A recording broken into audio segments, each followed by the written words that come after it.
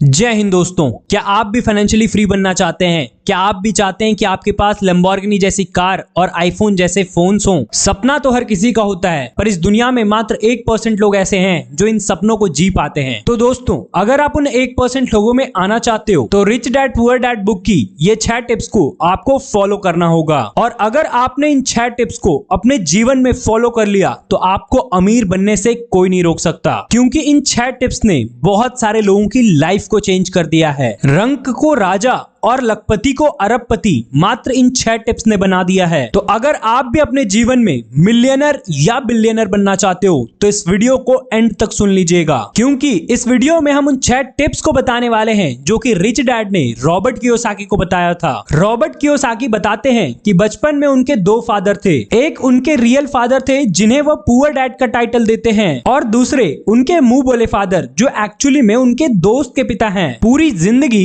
Robert Kiyosaki ने उनको अपने दूसरे फादर की तरह माना है, जिन्हें वह रिच डैड बुलाते हैं। उनके पुअर डैड हाईली एजुकेटेड हैं, वह पीएचडी हैं, बहुत ज्यादा हार्ड वर्किंग हैं। अपनी अच्छी एजुकेशन की वजह से वह एक कॉलेज टीचर हैं। फाइनेंशियली वह बहुत ही स्ट्रगल करते हैं, जिसकी वजह से रॉबर्ट कियोसाकी उन्हें पुअर डैड बुलाते हैं। वहीं दूसरी ओर उनके दूसरे पिता सिर्फ 8 तक पढ़े होने के बावजूद वह जिस शहर में रहते हैं वहाँ के एक बहुत बड़े बिजनेसमैन हैं। जब वह 9 साल के थे, यानी जब वह 4th या 5th क्लास में थे, तो वह एक ऐसे स्कूल में पढ़ते थे जहां रिच फैमिली के बच्चे पढ़ते थे, जिन्हें उनके पेरेंट्स बड़ी बड़ी गाड़ियों में स्कूल छोड़ा करते थे। एक दिन रॉबर्ट कियोसाकी के दिमाग में एक सवाल आया, जिसको पूछने के लिए वह अपने पुअर डैड के पास गए। Dad, can you tell me how to get rich? अब उन्होंने ये सवाल तो पूछ लिया था, लेकिन शायद रॉबर्ट को पता था कि उनके पुअर डैड के पास इसका जवाब नहीं है। लेकिन पुअर डैड ने जवाब दिया, son, if you want an answer of this question, use your head. अब जब रॉबर्ट को अपना दिमाग इस्तेमाल करने के लिए बोला गया तो उन्होंने वही किया जो उनकी उम्र का एक बच्चा सोच सकता है। उन्होंने अपने दोस्त माइक के साथ मिलकर अपने आस पड़ोस से टूथपेस्ट के खाली ट्यूब्स को इकट्ठा की, फिर उसको स्टील के एक बड़े बर्तन में डालकर गर्म किया। और जब वह यह सब कर रहे थे तब उनके पुअर डैड घर आ गए, जो यह सब देखकर हैरान हो गए। उन्होंने रॉबर्ट से पूछा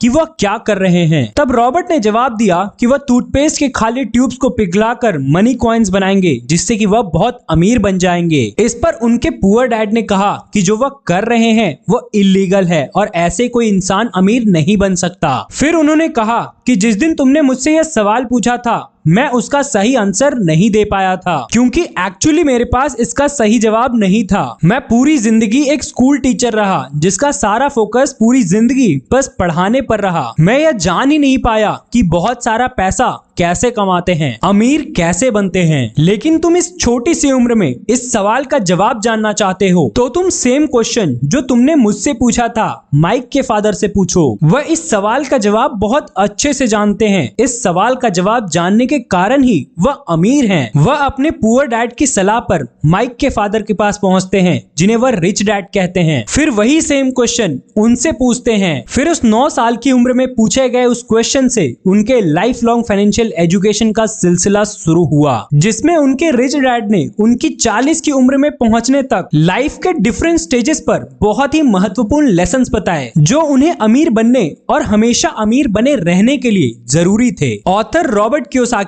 अपनी book rich dad poor dad में अपने 30 साल के जीवन में उन्होंने जो कुछ भी अपने रिच डैड से सीखा, वो सब कुछ वह 6 इंपॉर्टेंट लेसन्स में बताते हैं, जो किसी भी इंसान को, फिर चाहे वह पढ़ा लिखा हो या ना हो, अमीर बना सकता है। वह इस बुक में अपने पुअर डैड की कमियां भी बताते हैं, जिसने उन्हें पूरी जिंदगी गरीब बनाए रखा। तो चलिए दोस्तों, बिना टाइम वेस्ट करते हुए वो 6 इंपॉर्टेंट लेसन्स आप सभी के साथ शेयर करते हैं। लेसन नंबर 1 है, rich don't work for money, money work for them. Rich dad बताते हैं कि कैसे एक फियर साइकिल कई दशकों से चला आ रहा है, जिसे रैट रेस कहते हैं, जिसका ज्यादातर लोग हिस्सा हैं। जैसे एक अच्छे कॉलेज से पढ़ाई करो, एक अच्छी नौकरी करो, फिर एक अच्छी लड़की से शादी करो, फिर शादी के बाद अपने नए परिवार का स्टेटस बनाए रखने के लिए लोन लेकर घर खरीदो, गाड़ी खरीदो, अपने लाइफस्टाइल को क्रेडिट कार्ड की मदद से एकदम हाई क्लास बनाए रखो। जब हर महीने के खर्चे फिक्स हो जाएं, तो पूरी जिंदगी जॉब करते रहो, नहीं तो ये खर्च कहां से पे करोगे। रिच डैड कहते हैं इस रैट रेस में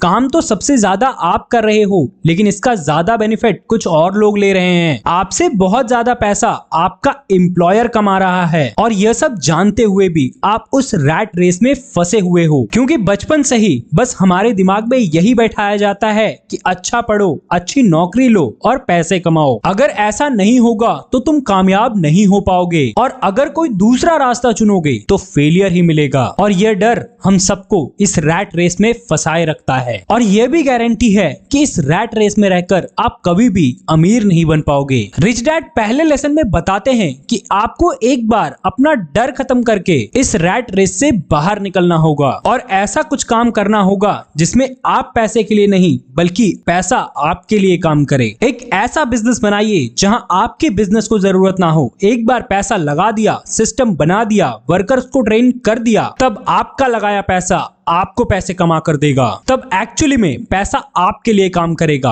और फिर आप अपने बचे हुए टाइम में ऐसे मल्टीपल बिजनेस क्रिएट कर सकते हैं और अमीर बने रह सकते हैं। लेसन नंबर 2 है keep money is more important then making it. Sunil Kumar, जिन्होंने केबीसी 2011 में 3.6 करोड़ रुपए प्राइज मनी सारे टैक्सेस के बाद जीती थी। जब उनके बारे में 2015 में पता किया गया तो पता चला कि वह आज भी जॉबलेस हैं। उनको मिली हुई सारी प्राइज मनी खत्म हो चुकी है और वह बहुत ज्यादा निराशाजनक सिचुएशन में है। पर इसका कारण क्या था कि इतने बड़े प्राइज मनी जीतने के बाद भी वो आज भी गरीब हैं? इसका कारण था फाइनेंशियल इलिटरेसी। इतना पैसा मिलने के बाद भी वह इसे मेंटेन नहीं कर पाए, ग्रो नहीं कर पाए। इसलिए रिच डैड का कहना है पैसा कमाने से ज्यादा इंपॉर्टेंट उसे संभाल कर रखना और सही जगह इन्वेस्ट करना है। सुनील कुमार ही नहीं बल्कि बहुत सारे ऐसे सेलिब्रिटी भी हैं जो एकदम बहुत सारा पैसा आने के बाद बहुत अमीर हो गए और फिर कुछ सालों बाद बिल्कुल कंगाल हो गए। इसका मेन कारण था फाइनेंशियल इलिटरेसी। उन सारे लोगों में पैसा मेंटेन और ग्रो करने की स्किल नहीं थी। इसीलिए रिच डैड कहते हैं कि आपके पास फाइनेंशियल नॉलेज होना बहुत ज्यादा जरूरी है अगर आप अमीर बने रहना चाहते हो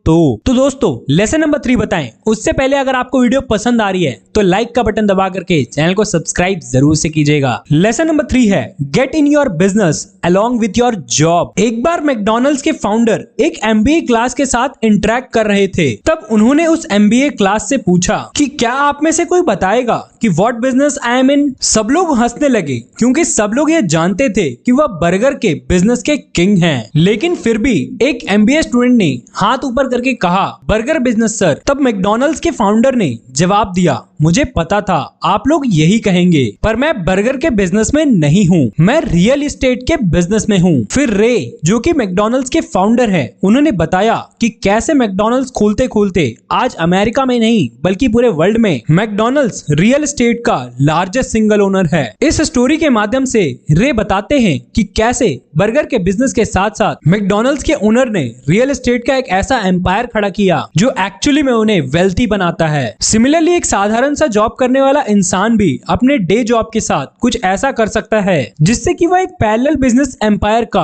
किंग बन सकता है। तो दोस्तों आपके बिना जॉब को छोड़े हुए कुछ ऐसे एसेट्स को क्रिएट करें जो कि एक्चुअली में आपको अमीर बनने में हेल्प करे। और अगर आप एक बिजनेस को स्टार्ट कर रहे हो तो ऐसे बिजनेस को स्टार्ट करें जिसमें कि आपके प्रेजेंस की रिक्वायरमेंट ना हो, क्योंकि आपकी जॉब आपको बस उतना ही पैसा कमा के देगी जिससे कि आप अपने बिल्स भर सकते हो, लेकिन एक्चुअली में बिजनेस आपको वेल्थी बनाएगी। लेसन नंबर 4 है taxes are for middle class and poor. इस लेसन में रॉबर्ट टैक्सेस की हिस्ट्री बताते हैं कि कैसे टैक्सेस की शुरुआत इस बात से हुई थी कि सोसाइटी में गरीबों और अमीरों के बीच के गैप को खत्म किया जाए, अमीरों पर टैक्स लगाया जाए और उसे गरीब की सुविधाओं के लिए यूज किया जाए। पहले सिर्फ अमीरों पर टैक्स लगता था, फिर धीरे धीरे दुनिया की हर कंट्री में अमीरों के साथ साथ मिडिल क्लास और अपर मिडिल क्लास पर भी टैक्स लगना शुरू हो गया। इससे सिनारियो बिल्कुल उल्टा हो गया। आज अमीर इंसान अपने दिमाग का इस्तेमाल करके यह टैक्स देने से बच जाते हैं और आज के टाइम में गवर्नमेंट के रेवेन्यू में ज्यादा से ज्यादा टैक्सेस कंट्रीब्यूट करते हैं मिडिल क्लास और अपर मिडिल क्लास के लोग। रिच मैन या बिजनेसमैन जिन्होंने अपनी बड़ी कंपनियां बना ली हैं, वह पहले कमाते हैं, फिर स्पेंड करते हैं और फिर जब कुछ बच जाता है तब टैक्स भरते हैं। और वही मिडिल क्लास के लोग पहले कमाते हैं, फिर टैक्स भरते हैं और फिर जो बच जाता है उसे स्पेंड करते हैं। लेसन नंबर 5 है rich invent money. Bill Gates, Steve jobs,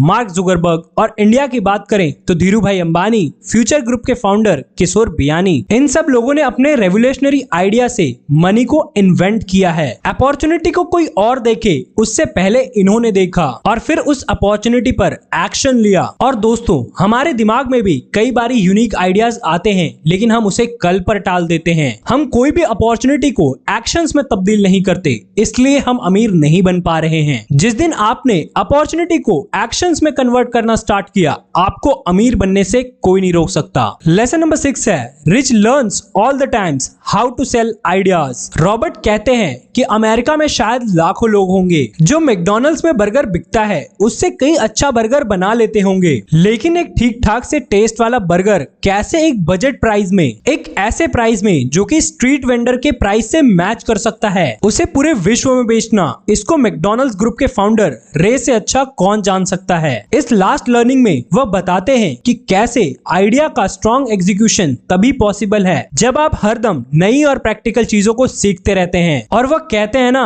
कि जिस व्यक्ति को बेचना आ गया वो गरीब नहीं रह सकता। इसलिए हमेशा नई चीजों को सीखने में अपना ध्यान लगाएं, फालतू चीजों में टाइम को वेस्ट ना करें और अपने आप को ग्रो करें, क्योंकि पैसा रहेगा तभी तो लैम्बोर्गिनी और आईफोन जैसे फोन्स खरीद पाओगे। तो आई होप दोस्तों आपको इन 6 लेसन से बहुत कुछ नया सीखने को मिला होगा और आप इन 6 लेसन्स को अपने लाइफ में इंप्लीमेंट करके ग्रो करने की कोशिश भी करेंगे। तो अगर आपने इस वीडियो से कुछ भी नया सीखा तो कमेंट करके बताइएगा, और वीडियो पसंद आई है तो वीडियो को लाइक करके चैनल को सब्सक्राइब भी कीजिएगा। तो मिलते हैं किसी और नॉलेजफुल वीडियो में, तब तक के लिए जय हिंद, वंदे मातरम।